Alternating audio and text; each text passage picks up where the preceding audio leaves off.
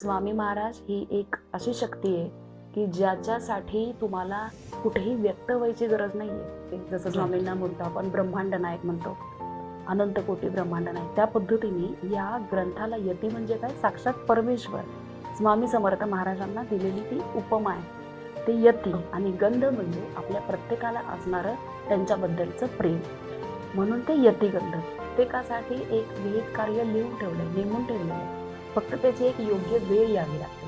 महाराज पण एखाद्या ठिकाणी आपल्याला पाठवतात किंवा आपल्याकडे एखादा व्यक्ती येतो, त्याच्या मागे पण काहीतरी कारण असतं. त्यांच्याकडनं ते काम व्हायचंय, त्यांच्याकडनं ते काम होणार, त्याला मग वेळ काळ न बघता त्या गोष्टी घडतात. त्यांनी आपला जर हात धरला तर मग आपण 10 वेळा पळत सुटू, कुठेही जाऊ, पण महाराज आपल्याला सोडत नाही. माणसाने आपल्या आयुष्यात प्रत्येक क्षण कसा जगावा हे या पोथीमधून सांगितलं.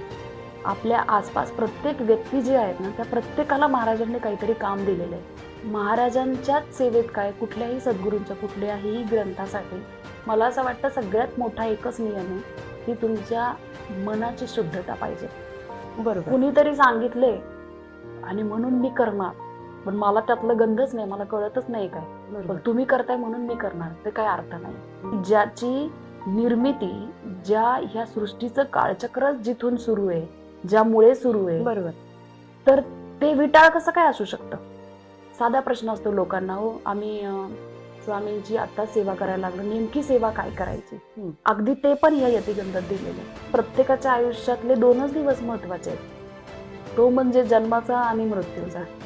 आणि मध्ये जे आहे हे फक्त आपण आपलं जे पूर्वजन्मात मोठं कर्ज करून ठेवलेलं आहे ते फेडायला आलेलो आहे. हेच फक्त कळता कळता उशिरापर्यंत लोकांना त्याचा उलगडा होत नाही.